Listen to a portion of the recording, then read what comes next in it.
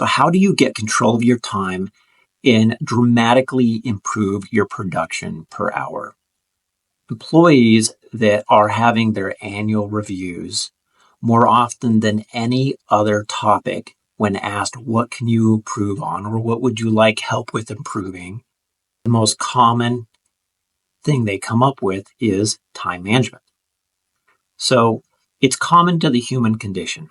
So if you're struggling with it, note that it's not just you. And there is also, just as ubiquitous as the problem is, there's also as simple a solution to it.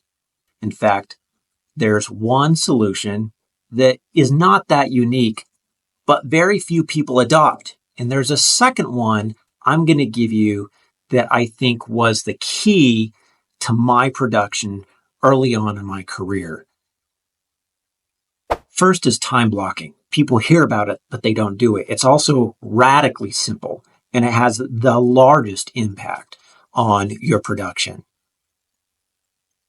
Take your calendar. It doesn't matter if it's a Google Calendar or it's a specialized CRM or what have you, or it's a paper calendar. But you have to use a calendar, and you have to have that calendar have a great deal of control over your life. Now, things happen, things come up, and you adjust it, but you need to do your darndest to do what you've put down on your calendar. So if it's just an exercise in filling out a calendar and then you don't use it and you don't do what you've set up, then this will have no impact. And frankly, you'll just keep start from zero over and over again. But if you do what you say you're going to do, then grab that calendar and then time block. It's simply deciding first what is most important to you. What should you be doing with your time? And then time block it. Now, this includes just about everything.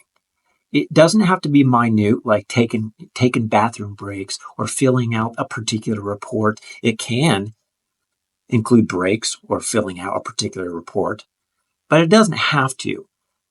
It can be blocks of time that are similar projects. They feel similar. They are done together or in sequence. For example, you may do a lot of management things or administrative tasks, and you block time because those feel the same. They have the same kind of energy. You're going checking your email is a good example, and putting those things together, a report, email, making some follow-up calls, administrative tasks. Those are a great thing to time block together. And that could be 1 hour, that could be 4 hours. It could be a whole morning or an afternoon or a late evening or what have you, but time block it.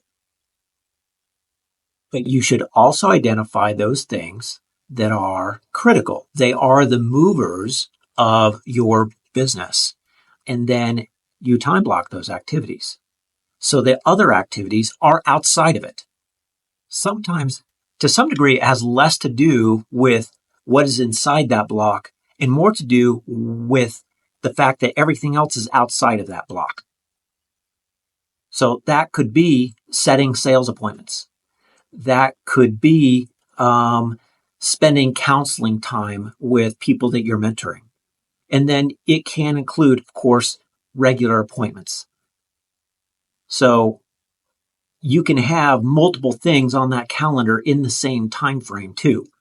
So you could set a whole morning aside for client appointments, and nothing else gets in the way unless it's a client appointment, and then it's a portion of that time. You'd be amazed how often people who struggle with getting stuff done that they want to get done don't do that. They don't take control of their calendar. So it has more to do with blocking off time that is for a particular thing than it does setting particular events. We all have calendars. We can set lots of events. But the better you master blocking by priority, the better you're going to be with your time and the more you're going to get done, because it has the same kind of energy. It has more to do with removing other things from that time. And that brings me to what I call priority blocking. So there's time blocking. And I think a lot of what I've alluded to, as I thought about it, I call it priority blocking. My father, who had been in this business for about 2 decades, who had encouraged me to join him. And, you hear a lot of things from a lot of people and you don't necessarily absorb it all. But there's one comment he made that for some reason I absolutely took this to heart. And I contribute a great deal of the launch of my career to this one concept that now I'm calling a form of priority blocking. And he said, put everything you do for your business into three categories. The first is being on appointments, talking to people about insurance. The second is creating appointments so that you can talk to people about insurance. And the third is red tape. So what's that mean? You have prioritized the 2 main things that push your business forward, that make you money, that get you clients. And you've taken the rest, which is necessary. There's a lot of red tape. That's training, that's certifications, that's follow-up on submitted policies. That's all sorts of things. And they're not bad because they're put in that category, but it emotionally prioritizes them so that you understand clearly what is most important, because business is difficult. Sales businesses are difficult. Mastering your time is difficult. So if you can crystallize a very small number of things that are most important, and then you take everything else and you put it into one category that you try and minimize the amount of time you spend on it. Some of it has to be done, but you get this emotional concept that you buy into. It's going to be huge. And it was for me. So I would take that red tape stuff and I would push it down to the periphery. I'd have it early in the morning, I'd have it later in the evening, or to have it when I'm post lunch anyway, or during lunch.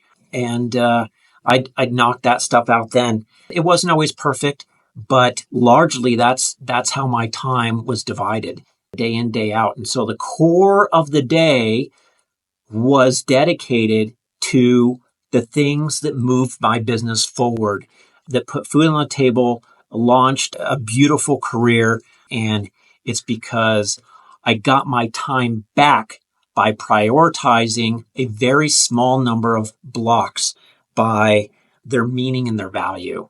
Again, it wasn't 5, 6, 10 different priorities. It was 3, 2 major movers, and then everything else went in the other category. And that was huge for me.